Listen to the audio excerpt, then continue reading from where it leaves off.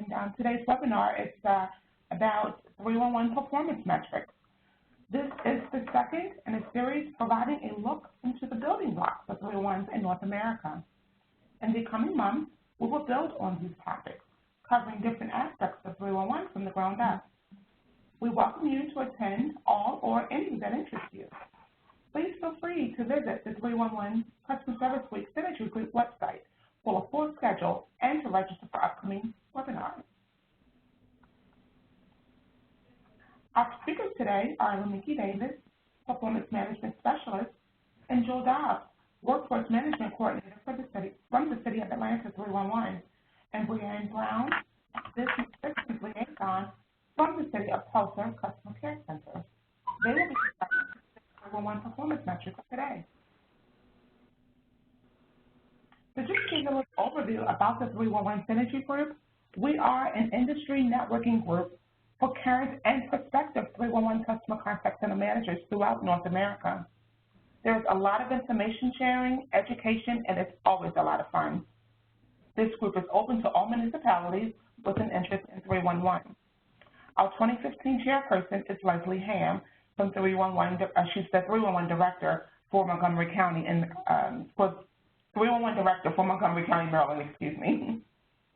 The 311 Synergy Group invites you to join us for our annual 311 Synergy meeting in Phoenix, Arizona, next year, April 24th through 26th, 2016, if you can believe that it's already fast approaching 2016.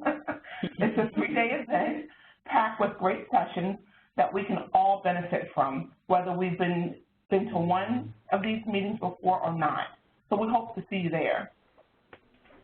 The 311 Synergy Group also has a LinkedIn page, so please join us for a lot of industry news and networking.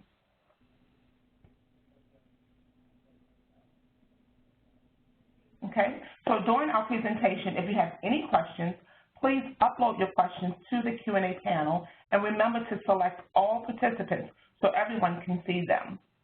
We will address them at the end of the presentation, where we will have allotted time for questions and answers.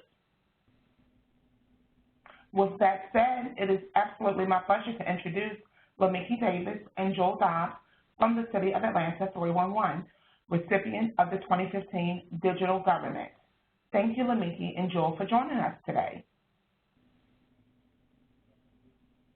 Thank you for having us. I'm Lemeki Davis, and I will start off with the ATL 301 presentation, and Jewell Dobbs will continue.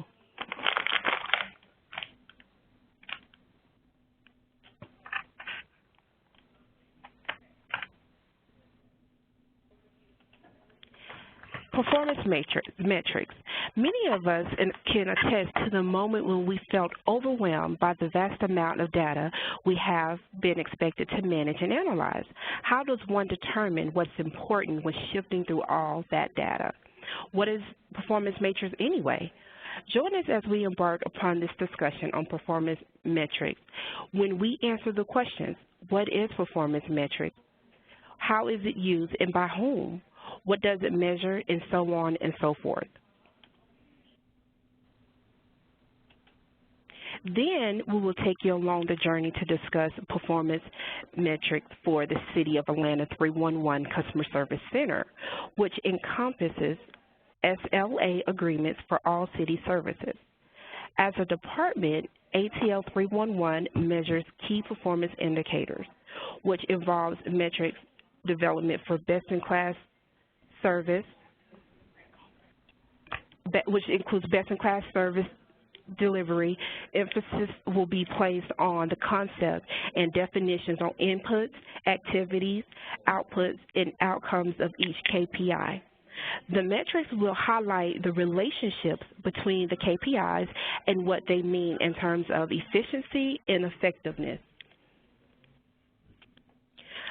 Our objectives today will be defining performance metrics, understanding key performance indicators for contact centers, exploring performance metrics for ATL 311 Contact Center, and reviewing ATL 311 organization as a whole. Performance metrics. What is it? A performance metric is that which determines an organization's behavior and performance. What does it measure? Performance metrics measures an organization's activities and performance. So usually when we talk about performance metrics in a contact center, we always hear the word or the acronym KPI. KPI stands for Key Performance Indicators, which is a business metric used to evaluate factors that are critical to the success of an organization. A company called TalkDesk did a study with about 512 call centers, and within that study, they list the top 10 KPIs that impact customer satisfaction within the call center.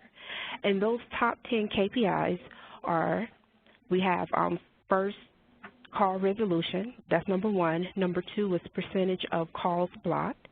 Number 3, average time in queue. 4, average after-call work time.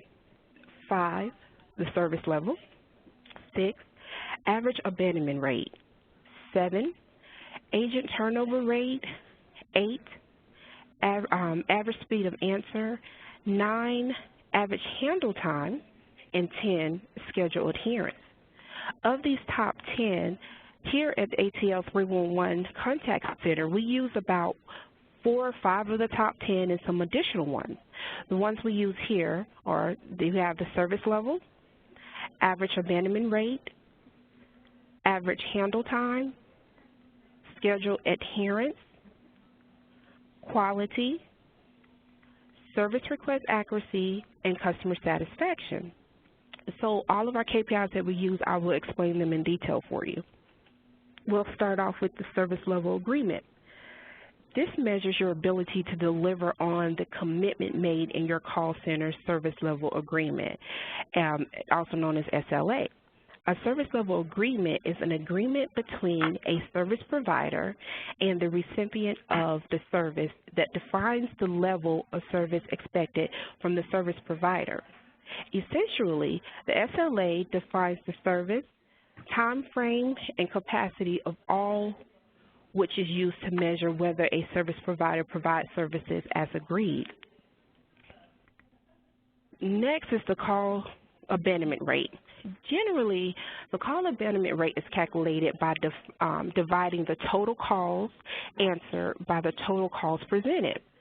This has been proven to be a controversial discussion because not everyone agrees with the industry standard. The average speed of answer, which is also known as the ASA, is often taken into account when determining the abandonment rate. For instance, if the average speed of answer goal is to answer 80% of calls within 20 seconds, then only calls that dropped or not answered after the 20 seconds are used to calculate the abandonment rate. Average handle time. This is the average amount of time an agent spends speaking with the caller, including hold time. You can use this KPI to measure individual agents' performance or to measure your call center's performance across the board. There's a diagram on this particular slide that kind of gives you a picture of the average handling time. If you look at the diagram, the blue dotted line indicates this particular agent, the average after-call work time that the agent was actually in after-call work during the day of these days listed in September. The orange dotted line has the average talk time, and then the purple dotted line has the average not ready time. So it gives you a picture of a particular day, how long the average time that the agent was actually in after-call work, that they were actually talking to a customer, and then if they were in a not ready code, which a not ready code could be they could take a break or lunch, or if they use any other type of admin code, restroom, training, or what have you. Now we will move to schedule adherence. Agent schedule adherence is a measure of whether agents are in their seats ready to accept a call as scheduled. It measures how well call center's agents are adhering to their schedule. Agent schedule adherence is equal to the actual time that an agent is logged into the system ready to accept calls, divided by the total time the agent is scheduled to be available to accept the calls. So listed below is it's basically a diagram showing that at that particular time, if an agent is adhering to their schedule and what they're actually doing, if they're talking in call work or not logged into the system, and it gives you a percentage out of 100% if they're adhering to it. Our next KPI is quality assurance. Although there's no consistent approach to measuring quality assurance in a contact center, in the contact center industry, most contact centers have developed their own scoring systems for grading the quality of a call center or a back office function. Most would measure quality on a scale of 0 to 100%. This can include things like agent courtesy, professionalism, empathy, quality of resolution, quality of email response, following the call flow, etc. And all of these are included in the quality evaluation. On the diagram below is an example of an agent and quality scores that that agent received. The first highlighted number is 94%, so that would be the quality score that the person received, the last quality score that they received.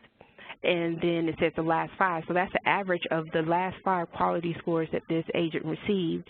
And listed at the bottom is outlined the different scores that they received. And that's overall. So it's 94, 100, 99, 84, and 81%.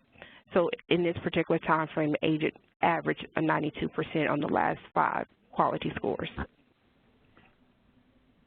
Now we will move to service request accuracy. Accuracy rates are often expressed as the inverse of an error rate. If an organization samples 100 transactions and finds that 20 of them with errors, the accuracy rate would be 80%. Here at the call center, we use our accuracy rate through our CRM system where our agents create service requests. And the way we measure our service requests, each created service request have to have 5 particular items on that service request. If any of those items are missing off of the service request, that affects their error rate. Our next and last KPI is customer satisfaction. Customer satisfaction, this provides an assessment of your call center's performance from your customer's perspective. This data is usually collected through customer service surveys that ask general questions, including call quality, call resolution, web portal functionality, responsiveness to web and fax inquiry, and how satisfied the customer was with the service received. Now I'll pass this on to Jewell Dobbs. Good morning. I trust everyone is doing well. Today I want to talk to you a little bit about the contact center and how workforce management plays an intricate part of the overall success of a call center. Workforce management is a vital element when determining the overall success of a call center. It helps in determining our resources, forecasting and scheduling, real-time adherence, operational effectiveness, employee satisfaction with workforce management processes such as shift bid choices, shift bid processing fairly and effectively, and the willingness for workforce management team to accommodate agents' requests.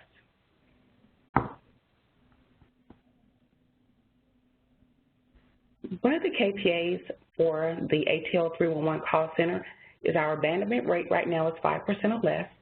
Our speed of answer is 80% of the calls answered within 20 seconds or less. Customer satisfaction, 85% or greater quarterly. Our average handle time is 6 minutes or greater for employees with 6 months of service, 10 minutes for employees with less than 6 months of service. Our customer service quality evaluation is at 88%. Our service request accuracy, CRM, is 95%, and our agent schedule adherence is 93%. Our back office processors process service requests that are sent in via email or through our web portal. And our average right now is that we process a minimum of 48 service requests per day. And below are our performance stats over the last year from October 2014 up until September of this year. So you can see that we've improved in a lot of areas with our efficiency and with our staffing. Currently, our management team is headed up by Joanne Butler, who is our director, Lynette Lemon, who is our customer service manager, Lemeki Davis is our performance management specialist, Jewell Dobbs, myself as the workforce coordinator. We have Salithia Graham, who's covered and is in charge of our quality assurance and training coordinator, and we have a workforce specialist along with 2 quality and training specialists as well. We currently have about 75 employees, which includes our director, our coordinators, specialists, supervisors, QA, team leads, and our agents, which consist of Tier 1 and Tier 2. Build a high-performing team. The way that the City of Atlanta's ATL 311 call center came about, it began back in November of 2011 under a grant from the Bloomberg Philanthropic. The innovative delivery team planned and incubated the project in July 2013, and the ATL 311 was established and began operations with the 311 program. The 311 organization report directly to the Chief Operating Officer within the Mayor's office, which again consists of a director, a program manager office, and the customer service center, which have consolidated existing city call center operations. The City of Atlanta Customer Vision was established by the Mayor, Cassine Reed. All Atlanta residents and visitors should expect to receive best-in-class customer service every time they interact with the city. The city customers interact,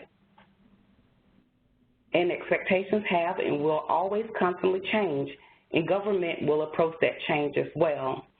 The ATL 311 will transform how city provides and deliver customer service.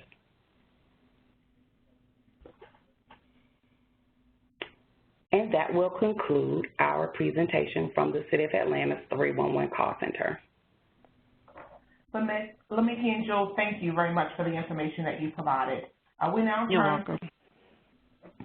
Thank you. We'll now turn to the City of Tulsa. Thank you, Brianne Brown, for joining us today. Thank you. I will cover call center stats from an agent perspective and self-performance management. An overview of the City of Tulsa's Customer Care Center. The City of Tulsa Customer Care Center answers questions about city services, logs complaints, provides ticket and municipal court information, as well as directs citizens to the appropriate department or city employee. Our call center consists of 36 agents, 3 supervisors, 2 managers, 2 business liaisons, 1 trainer, and 1 director.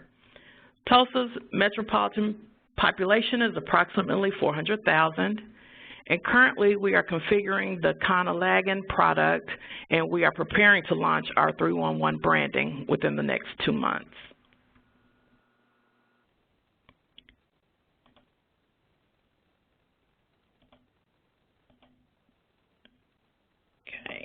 Driven by rapid changes in technology and consumer behavior, customer service expectations continue to increase, and even the best call centers are struggling to keep up. Overall, every call center wants to promote efficiency and effectiveness.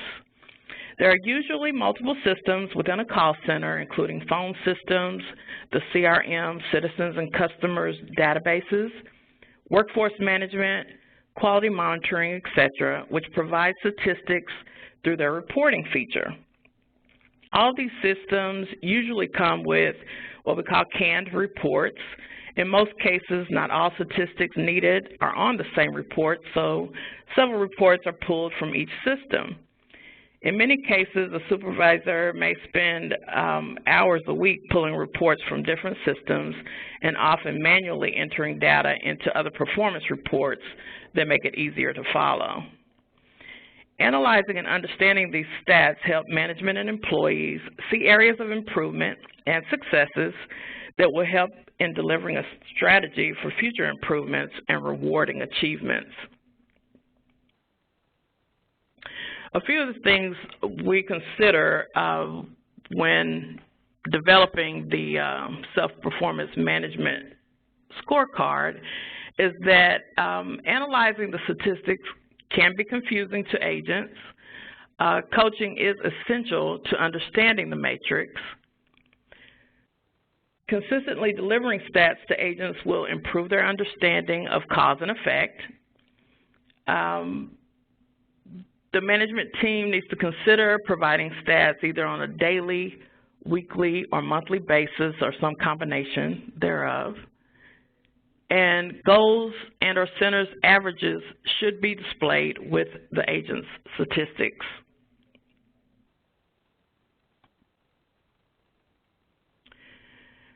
This next slide displays the agent scorecard that we provide to our employees on a daily basis.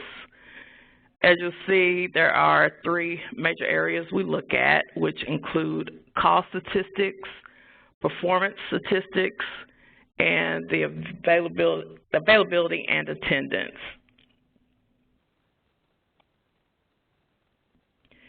We also provide our agents an agent scorecard definition that breaks down specifically what the matrix are, what the definitions are for them, defines what we're pulling as the goal or average for the call center, which is listed here in gray, and then a comparison of their daily, which would be the previous day, and a rolling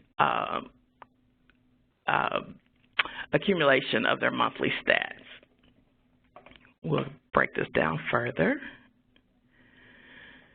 So looking at the call statistics portion of the scorecard, the statistics that we report include the number of calls answered, the calls answered per hour, the average talk time, the average hold time, the average not ready time, either referred to as after call works or after call wrap, average handle time, which includes your talk, hold, and ACW. We also look at the number of times our employees use a conference call or transfer a call, because again, we're looking at first call resolution. Hopefully the goal is that when the citizen contacts us, their issues or concerns are addressed on one call.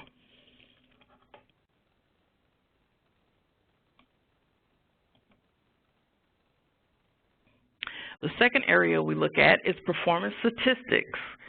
This is where we address quality assurance. We note the number of evaluations that the supervisors perform each month, and we look at the quality score. If, for example, a rep was monitored the previous day, that would show up in the daily column. Again, monthly is the rolling accumulation of monitors or that matrix, and then the third column including the goal for the center.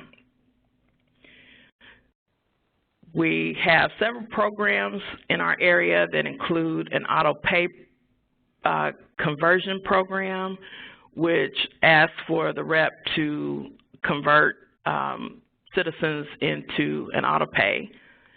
We have email captures to build our database as we will begin to communicate through email. And another IMSA campaign, which was an enrollment campaign. We also look at return to queue, which is sort of a flag for us to see if there's call avoidance happening with the employee. If those numbers get out of whack from the norm, then we are to look at the behaviors of that employee and see what is causing the calls not to be answered.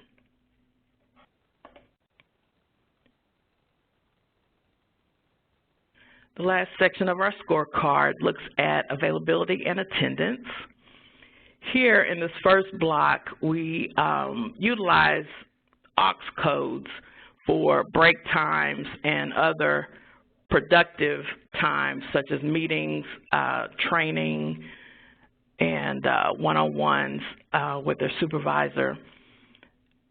That's tracked with an actual code that the reps can place on the phone. If it's misdialed, it goes into a bucket here because it doesn't have a definition for what that time was. Unscheduled breaks are for emergency breaks that our reps can utilize, and then we add those together to track that time. On the other side of it includes the actual aux codes. Break times, there's a break code that tracks their break times, and we also look at available clerical, which is the production time versus not ready. In the lower box, we also track their attendance, keeping their hours of sick time, leave without pay. If any FMLA was applied, that would be subtracted, and we look at a 6-month view from the current report, and we look at a 12-month view of their performance in those areas.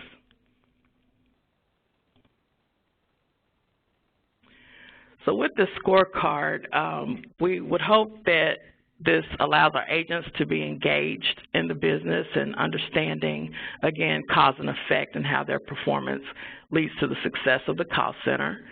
Managers are able to establish a benchmark and therefore have real data to determine good performance, exceptional performance, and poor performance. And then it also allows us to recognize performance of our employees.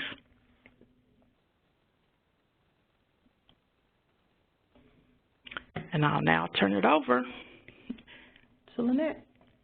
Thank you so much. We really appreciated your presentation. So thank you, Brianne. You're welcome. So if you have any questions for our presenters, please submit them through the Q&A panel so that all presenters are able to see everything that's coming through. So we'll give you a moment to do that.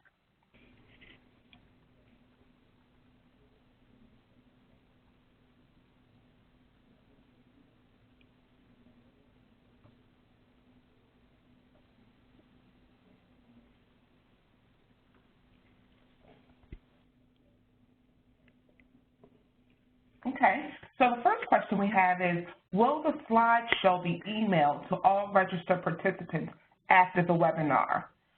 So it is not a mass email, but we can certainly email you a PDF version, okay? So there will also be a recording of the presentation available on our website a little later today. So just be sure to pay a visit to our website later today.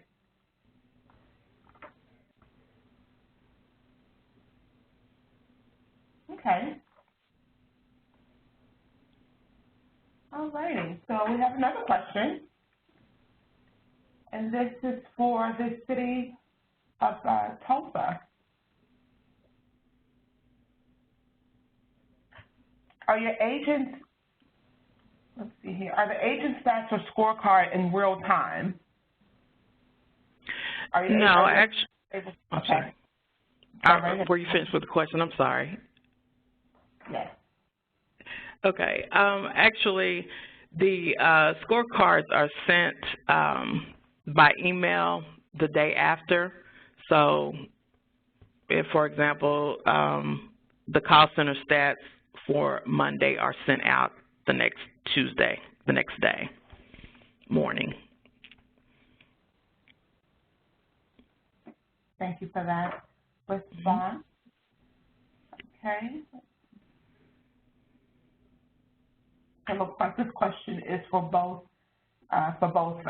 speakers. So here we go. So how are the agent scorecards prepared? For example, does your workforce management software feed directly into your scorecard format? Do you use an automated monitoring tool? So we will start with Tulsa. For us, because our group is so small, we actually have a manager that uploads a lot of data from the different systems, and it's loaded into Excel, and then they pull the report together and send out the scorecard as it looks. Okay, thank you for that, Brianne. And the City of Atlanta, do you want to respond to this question, please?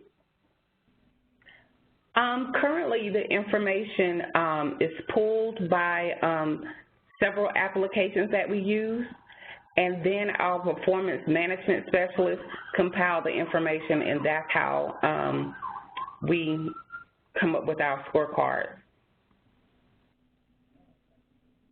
Okay, do either of you use a workforce management application and, let's see, and monitoring tool? Do you have an application that you use in either one of you? We have an application, Telstrat, that we use currently, but it is not automated. Okay, that sounds like that was Tulsa. And yes, I'm sorry. And what about the City of Atlanta? City of Atlanta, we use Cisco Workforce Management, and we pull reports from Calabrio and Cisco. Okay.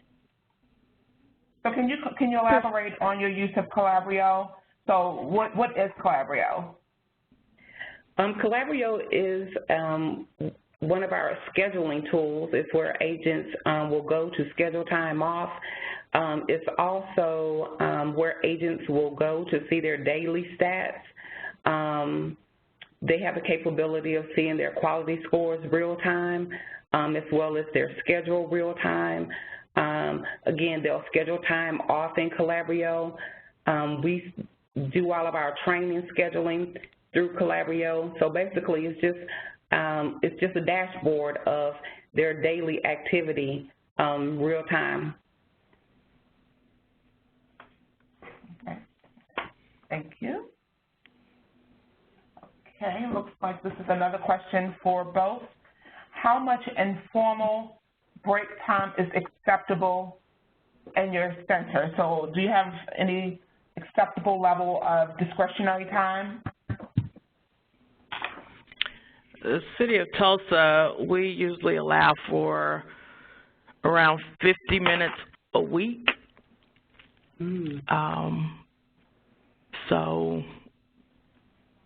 But we find that our agents don't get anywhere near that, though. City of Atlanta?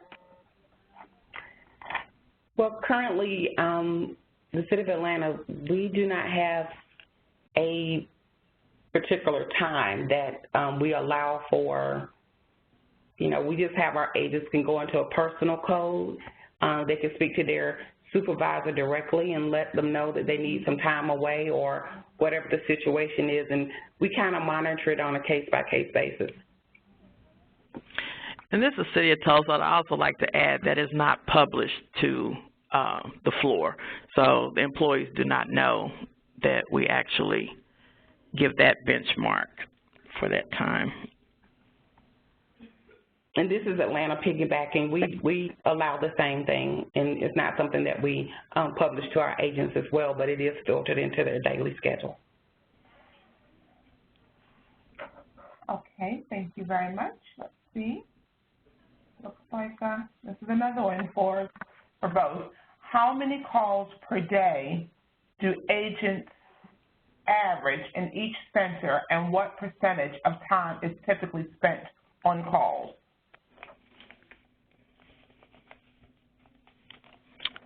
Atlanta, go ahead with that, please. Right off the bat, I think just based on the call volume, we don't have a certain, a definite set number that our agents strive for every day. So I would, again, we don't have a set number. I would piggyback with that. I'm sorry. Go ahead. I'm sorry. City of Tulsa, and I would piggyback with that as well. We don't actually set goals because it is driven by just the call volume and events that could occur. Okay. Thank you. Okay, okay, so let's see. So this is for Tulsa. Okay. How do you evaluate your first call resolution? How do you determine whether the call was resolved the first time around? Basically, we look at transferred calls. We track the calls that are transferred from the rep, and then that determines first call resolution for us. So again, if they took 100 calls and they transferred out 20, then they would have 80% first call resolution. Okay, thank you. All right, it looks like we have another question for both. How many channels do you offer, and what are they?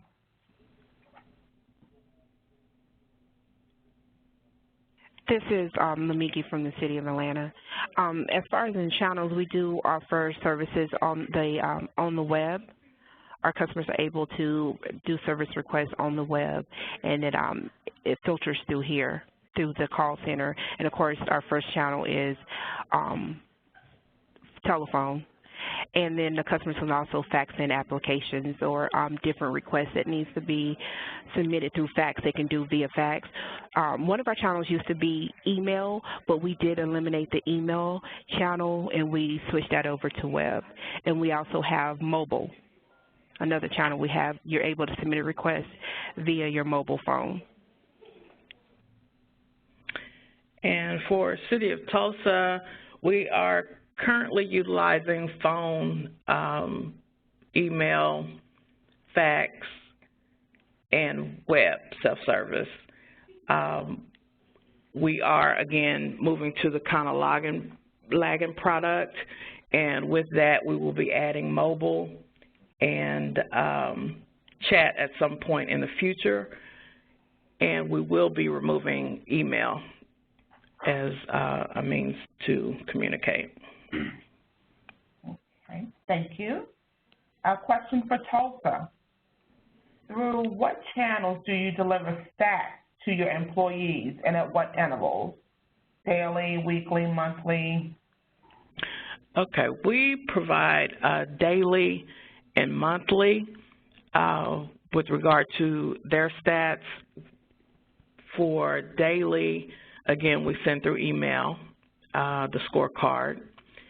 And monthly, we have our performance management documents, which pull, again, a monthly view of those same statistics.